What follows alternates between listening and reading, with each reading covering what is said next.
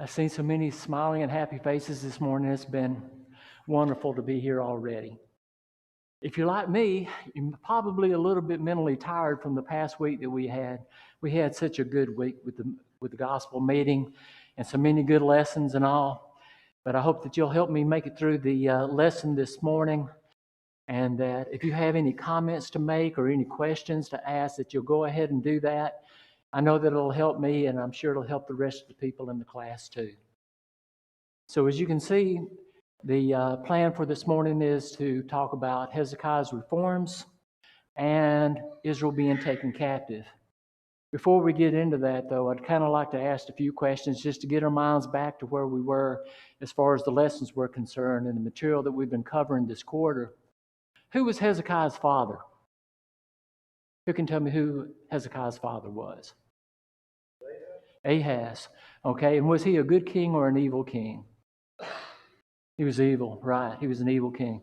Let's go back one step further back. Who was Ahaz's father?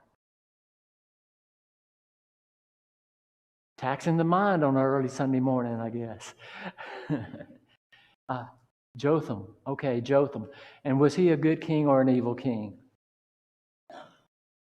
He was a good king. Who was Jotham's father? I can't even go this far back on my own fathers and grandfathers, but who was Jotham's father? Uzziah. And was he a good king or an evil king? He was a good king. All right. And then who was Uzziah's father? This is the first one that we covered this quarter. Amaziah. And was he a good king or an evil king? He was described as good. So there were two prophets that we talked about this quarter that were mainly sent to the north, to Israel. Who were those two prophets? Anybody remember? Amos and Hosea. Which prophet was mainly sent to Judah in the south? Isaiah. And then which prophet was sent to both? That we've talked about. Micah. And which prophet is known for a straightforward approach? I had that as Amos. And then I'm sure you'll get this one. Which prophet is read from often before the Lord's Supper? One that we've covered this quarter. Isaiah. Yeah, Isaiah. And then there are several chapters that we read from Isaiah before the Lord's Supper sometimes, but there's one in particular we read more often than others. Anybody remember what chapter that would be? 53. Okay, very good. And this is one that the kids would get. Which prophet was sent to the Assyrians or to Nineveh? Jonah. All right. We've covered several different kings in Judah this quarter. That we see the five that we just talked about. Obviously, there were more in Israel because of all the murder and the intrigue and everything that was going on there. Again, as we've mentioned before, as far as the prophets are concerned, I think sometimes when I read through the prophet, and get through with that particular prophet, he's not working anymore. But we're in Hezekiah.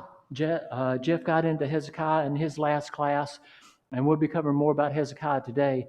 And still, Amos and Hosea and Isaiah and Micah are prophesying during the time of Hezekiah. How long they prophesied during his reign, I don't know. I know that Isaiah was prophesying at least until the 14th year of Hezekiah and probably beyond that. Israel's kings were prone to sudden death. There was a lot of killing and murdering and that kind of thing going on during their time. Zechariah reigned for 6 months and he was killed. Shallum reigned for 1 month and he was killed. Pekahiah reigned for 2 years and was killed. And then Pekah, he reigned for a long time, 20 years. But he was killed by Hoshea, who was the last king of Israel. Israel was paying the enemy, Pul or Tiglath-Pileser, to get out of their sight, to get out of their way, to not take over their land. And the land of Israel is shrinking. Remember during Jeroboam's time, Jeroboam II that is, how the land was expanding. He was going further north. He was going further east. But those times have changed considerably. Tiglath-Pileser has come in. He's taken all the people that were on the east side of the Jordan, the Reubenites, the Gadites, and the half-tribe of Manasseh, and he started quilling away at the northern part of Israel by taking Gilead and Galilee and Naphtali and carrying them captive. So there's a whole lot that's going on inside of Israel as far as Assyria is concerned in taking over the land. Hoshea is the last king. He reigns for 9 years, but he doesn't make it those full 9 years. He is put in prison. Okay, and we'll talk more about that later. Judah, on the other side, has just gone through a terrible 16-year period with Ahaz. We're into Hezekiah, but his father, Ahaz, was a terrible king, one of the worst kings of Judah that we have studied about. And we talked about how he shut the doors to the temple and cluttered it up with junk, and how he worshipped idols under every green tree that was around. So a very terrible time as far as the last king was concerned before Hezekiah.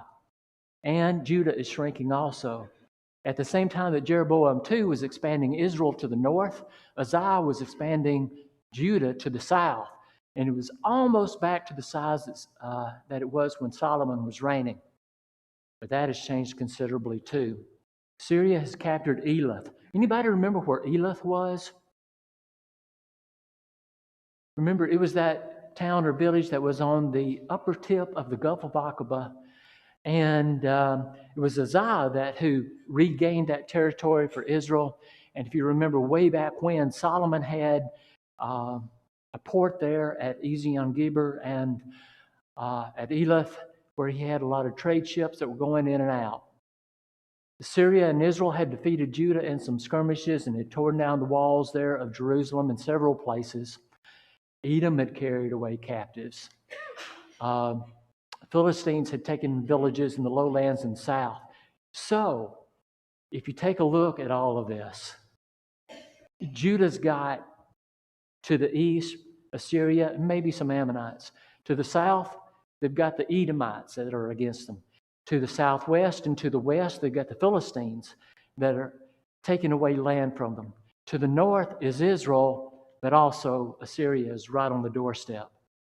So we see that it's a very tumultuous time for both Israel and Judah right now.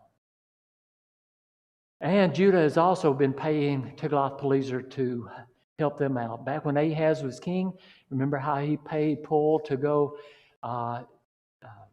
he went to Damascus and took over Damascus. And remember, Ahaz went up there. He saw an altar that he liked, sent the design of it back to Jerusalem and had one made like it. But Tiglath-Pileser wasn't trying to help Judah. He was helping himself, and he was distressing Judah. He was, pressing in on them. And I say, no doubt, Judah knew what was happening, what was going on in Israel. Samaria was approximately 42 miles from Jerusalem, which is about the same distance as it is from Athens to Florence. Not far. I bet you, if the Mexican nation was to come up and get all the way next to Florence with their soldiers, we would know something about it. Of course, we've got some advantages there as far as the media and smartphones and all that. But I'm sure that Judah knew about how some of their people, the people of Israel, have been taken away on the eastern side of the Jordan, and how they've been taken away from the northern part of Israel, and how Assyria was all around at the moment. So it was a tumultuous time for everybody. Kind of hard to make anything out of this. The big pink blob is Israel, about 12 years before Israel is going to be taken away. And I'm not sure that it was actually this large, because it shows Israel on the eastern side of the Jordan. I'm not sure exactly what year Assyria came and took part of that. And it also shows more to the north than I think they would have had at this point. And then the yellow spot is Judah. And again, it, at one point, was all the way down to the Gulf of Aqaba, down to the Red Sea, but not anymore. Even though This was a very tumultuous time for everybody. Enemies all around, land shrinking, the north particularly about to be taken away, sin everywhere. There was some good going on. And Jeff started talking about all that in the last lesson where he talked about the Passover that they had. And it was the first one in a long time. And I want us to read that a little bit about that in 2 Chronicles 30. And we'll read verses 23 through 27. 2 Chronicles 30, 23 through 27. It says, Then the whole assembly agreed to keep the feast another 7 days, and they kept it another 7 days with gladness. For Hezekiah king of Judah gave to the assembly 1,000 bulls and 7,000 sheep. And the leaders gave to the assembly 1,000 bulls and 10,000 sheep, and a great number of priests sanctified themselves. The whole assembly of Judah rejoiced. Also the priests and Levites, all the assembly that came from Israel, the sojourners who came from the land of Israel, and those who dwelt in Judah. So there was great joy in Jerusalem. For since the time of Solomon, the son of David, king of Israel, there had been nothing like this in Jerusalem. Then the priests, the Levites, arose and blessed the people, and their voice was heard, and their prayer came up to his holy dwelling place to heaven. Verse 23, there was gladness among the people. Verse 24, the priests were getting sanctified. Verse 25, the assembly of Judah rejoiced. Verse 26, there was great joy in Jerusalem. In verse 27, the best of it all, it sounds like their prayers were going up to God, and he was happy with them. Yes, there was terrible stuff going on the outside, but in the inside of Jerusalem at this point in time, this was a happy occasion. This was a great occasion. Any questions or comments about that? Okay, so for this morning, the plan is to talk about Hezekiah's reforms, Hezekiah's faithfulness to God, Israel taken captive, and Samaritans. I really think we'll probably only cover the first 2 points today, and Lord willing, we'll cover the rest of them on Wednesday night. So Hezekiah's reforms and Hezekiah's faithfulness to God. Under his reforms, we'll talk about the destruction of idols and the support for the priests and the Levites. Even before the Passover was concerned, Hezekiah got started on cleaning up Jerusalem. And 2 Chronicles 30 and verse 14, it says, They arose and took away the altars that were in Jerusalem, and they took away all the incense altars and cast them into the brook Kidron. Remember, before the Passover, Hezekiah had the priests to consecrate themselves and to consecrate the temple. They had to open it up, and they had to clean out all this garbage that Ahaz had left in there. It was a total wreck. It was a ruin. And they cleaned it up, and they got it ready for the Passover. And they cleaned up the town, too, by getting rid of all these idols and stuff. All this stuff. Ahaz had ruined the area. And here Hezekiah, his son, is from the very beginning, from the very first month of his reign, going totally against what his father had done. I don't know who the good influence was on his life, whether it was his grandfather Jotham or who, but he had a zeal for God. And even after the Passover, after everybody goes back home, Hezekiah keeps on cleaning up the land. We get from a high level in 2 Kings 18, he removed the high places, he broke the sacred pillars, he cut down the wooden images of the Asherah, and he broke in pieces Moses' bronze serpent, which they were calling the Houston or bronze thing or snake. If you go back to Deuteronomy chapter 7, you don't have to turn there unless you want to, but in chapter 7 and verse 5 in the CEV, it said, Moses told the people, so when you conquer these nations, tear down the altars where they worship their gods, break up their sacred stones, cut down the poles where that they use in worshiping the goddess Asherah, and throw their idols in the fire. Of course, we're talking about a long time after they had conquered the land. But instead of keeping all these evil influences out of Israel, they let the people influence them. And they let all these idols come back in, and they were worshiping all these idols and had all these altars to these idols. Hezekiah was doing what Moses said to do, tearing down these poles of the Asherah and their idols. And as far as the bronze serpent was concerned, you remember back when the Israelites had left Egypt, they were wandering in the wilderness. They had not made it to Israel yet. And it was one of those times where they had turned against God, and God sent snakes in amongst them, and it was killing some of the people, the snakes were. And so God had Moses put a bronze serpent on a pole, and if anybody was bitten and they looked at this bronze serpent, they lived. Only thing I can say about the Israelites must be that they were hoarders. How many hundreds of years had it been since that bronze snake had been on that pole for that one particular reason that God had Moses to put it up there? And yet, they still had it, and they were worshiping it. Wasn't the reason God had it there for in the first place. Any questions or comments about that?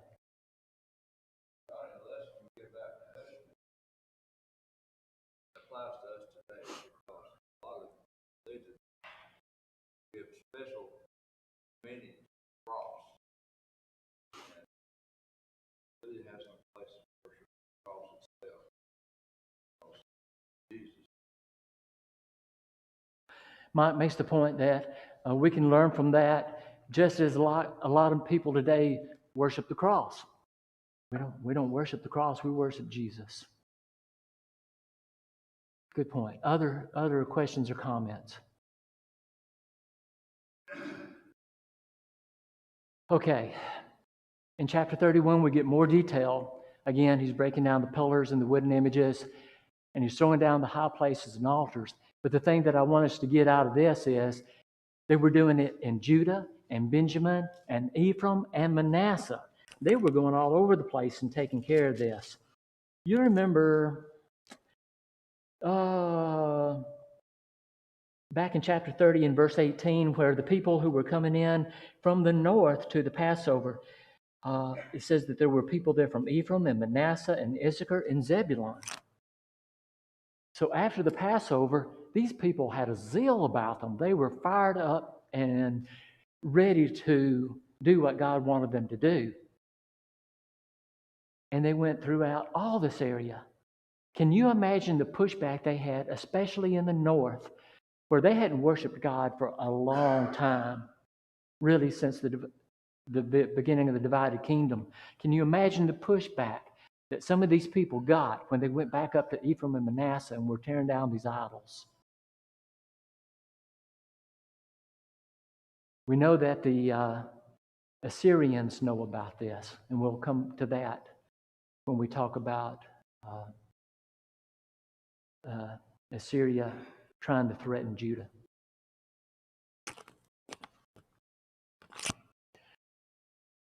Okay, and also in 2 Chronicles 31, they utterly destroyed them all. They got rid of all these idols and altars. It says, then the children of Israel returned to their own cities, every man to his possession. I don't know the answer, but how many of the kings have we read about in Judah where they were good kings, but they left the high places, and the people still worshipped at these high places and stuff? They didn't get rid of them. Hezekiah did, at least for a while. Hezekiah did.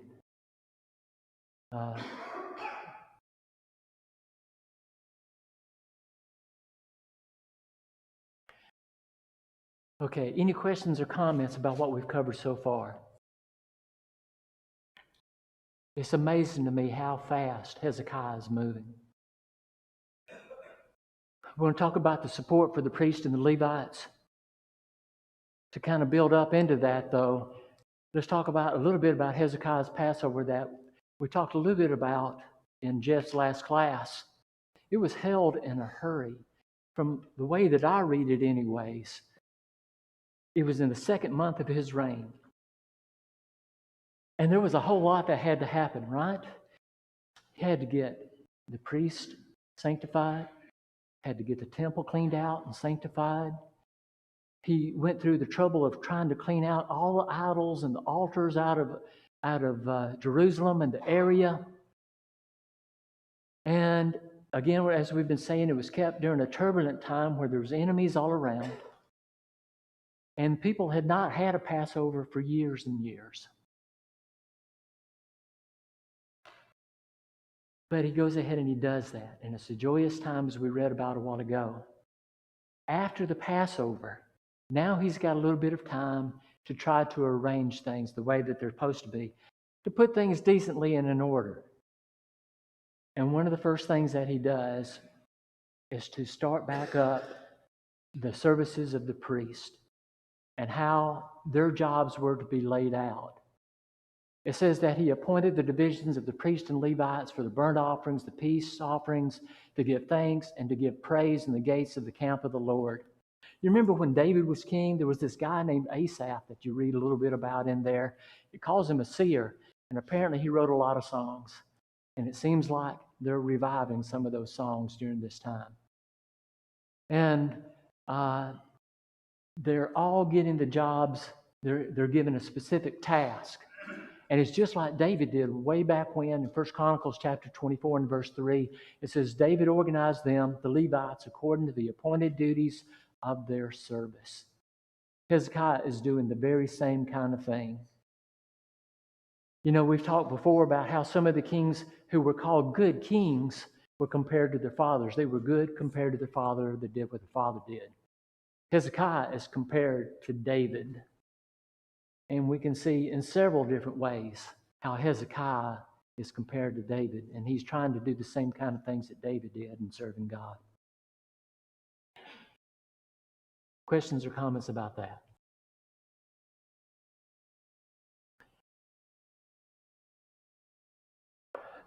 Hezekiah was a generous man.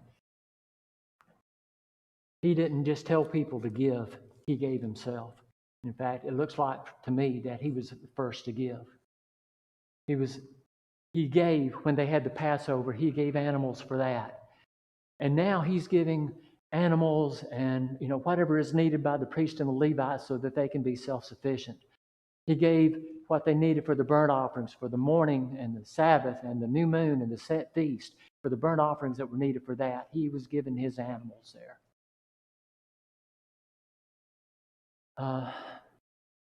And then, after he does that, he commands the people to give, to support the priests and the Levites. And the reason is that they might devote themselves to the law of the Lord. That was the way it was supposed to have been from the beginning, right? The priests and the Levites were supposed to be giving themselves to the law of the Lord. The people, God blessed the people blessed the Levites and the priest. And that's what Hezekiah is trying to get started again. Well, the people gave generously. From the very beginning, it seems like when the word went out from Hezekiah to do this, the people were giving generously. And they were giving the first fruits of grain, wine, oil, honey, and all produce of the field. They were giving the tithe of everything, it said. You remember when Jesus rebuked the Pharisees? When he said, you give tithe of mint and anise and cumin. These small plants, they were given the tenth of. He didn't get onto them for that. They were leaving off the weightier matters of justice and mercy and so forth. But these people were given tithes of everything. How amazing is that? They were given oxen and sheep and holy things, and they laid it up in heaps. They weren't giving just enough for the priest to get by. We don't want you to be too rich over here, priest. No, they were piling it up in heaps. And why again? So that they could give themselves to the law. Hezekiah even asked the priest about all these heaps that were lying around. And Azariah the priest answered him in 2 Chronicles 31 and verse 10. He says, since the people began to bring the offerings into the house of the Lord, we have had enough to eat and have plenty left. For the Lord has blessed his people. And what is left is this great abundance. Azariah puts the focus right where it belongs, right? He says, the Lord has blessed his people. And because the Lord blessed the people people were able to bless the Levites and the priests the way it should have been all along. And maybe we see something there for us, don't we? The Lord blesses us tremendously. We're such a blessed nation. All of us are. And when we see a brother or sister who needs help, shouldn't we be passing on the Lord's blessings to them? We have so many opportunities that come up from these other countries where we help support the preachers there, and the people, they don't have the physical and the monetary and the financial things that we have. They need help sometimes, and aren't we blessed to be able to bless them?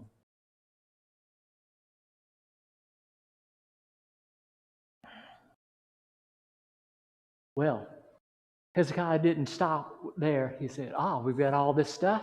We need to take care of it. We don't want it to get wasted. We don't want it to get just taken away or anything. So he had storerooms created. He had people who were put in charge of those storerooms. And again, you don't want the stuff to go into waste. And when there's a whole bunch of stuff, there's the temptation for it to get gone in an illegal kind of way. So he had people put in charge of that. And they were passing it out to the priests and the Levites, not just in Jerusalem, but all Judah. And so there was a lot of work that was having to be done, and so he set people up over that. He was making sure everything was taken care of decently and in order. And I couldn't think, but what were the Levites thinking who lived through Ahaz's time? They were kicked out of the temple closed. Worship, as you might say, for the Lord was non-existent. And support for the priests and the Levites, where was that going to be? I imagine they were out like everybody else trying to tend their fields or whatever they could do to make a living.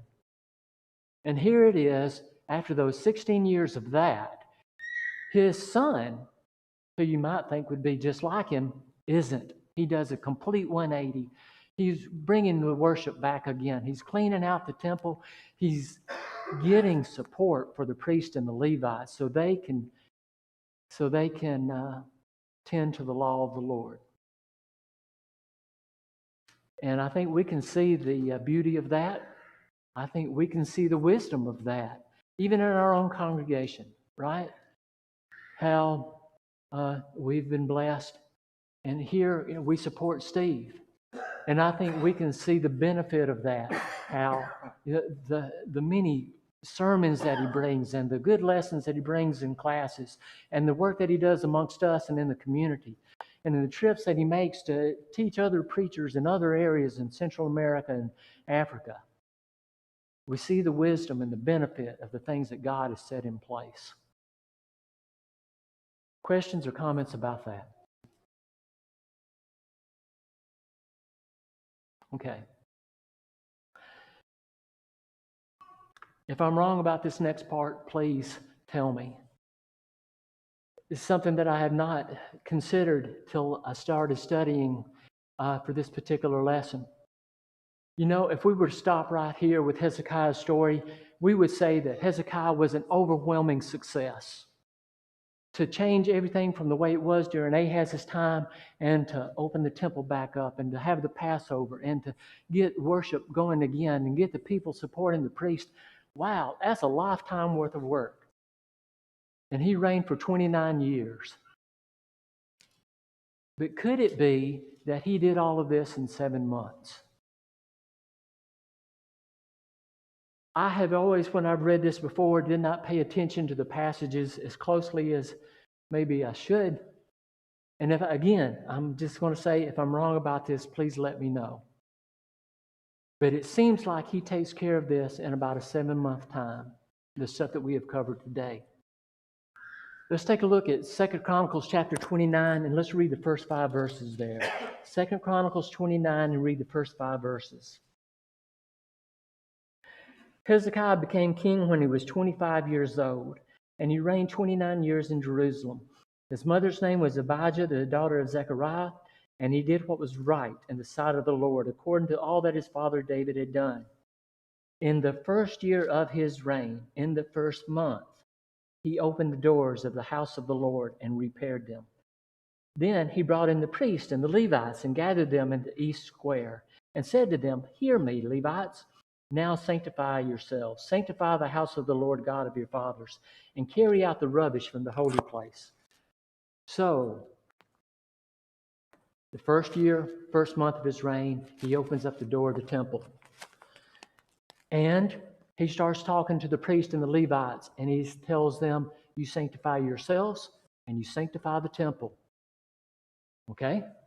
Now, let's go to verse 16 and 17 of the same chapter. When did the Levites actually sanctify the temple? 29, beginning in verse 16.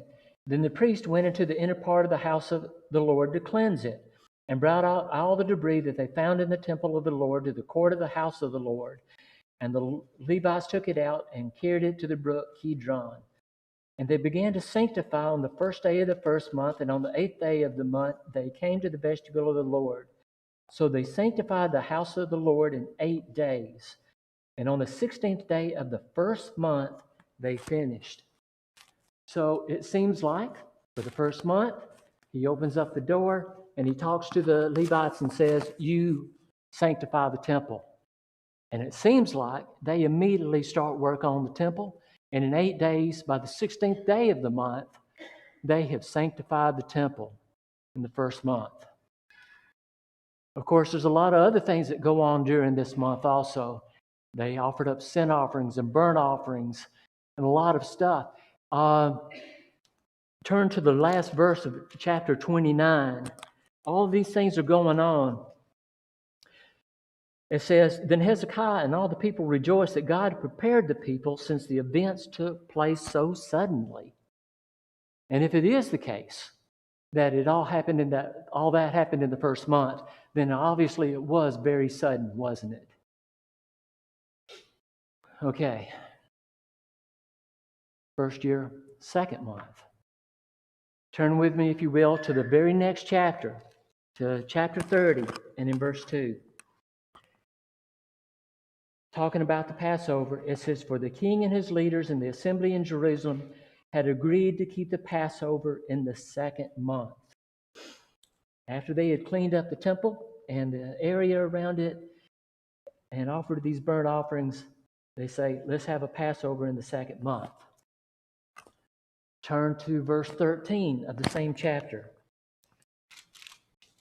Now many people, a very great assembly, gathered at Jerusalem to keep the feast of unleavened bread in the second month. Verse 15, Then they slaughtered the Passover lambs on the 14th day of the second month. The priests and the Levites were ashamed and sanctified themselves and brought the burnt offering to the house of the Lord. So we see that the Passover was held in the second month. Was it the same year? I can't say that for certain, but it sure seems that way to me. And one thing that makes me think that even more is it says that some of the priests were ashamed because they hadn't sanctified themselves yet. When had he told them to sanctify themselves? In the first month, in the first year of his reign. And so this is the next month, and some of them had not sanctified themselves yet. And there are, of course, several other things that happen during this month where they go throughout the land and they get rid of the altars and the idols, and he points the divisions of the priests. And then we've already read chapter 30, verses 26 and 27, where there was such great joy over everything that had happened. And why wouldn't there be? Because such a sudden turnaround, and they're following after God after not doing it for so long. And then finally, what we were talking about earlier about the support for the priest. Let's read chapter 31, again, the very next chapter. Chapter 31.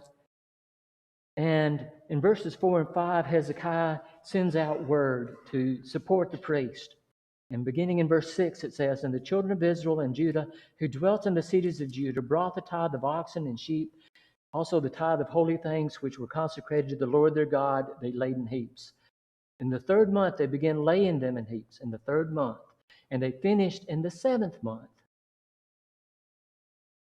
And when Hezekiah and the leaders came and saw the heaps, they blessed the Lord and his people Israel.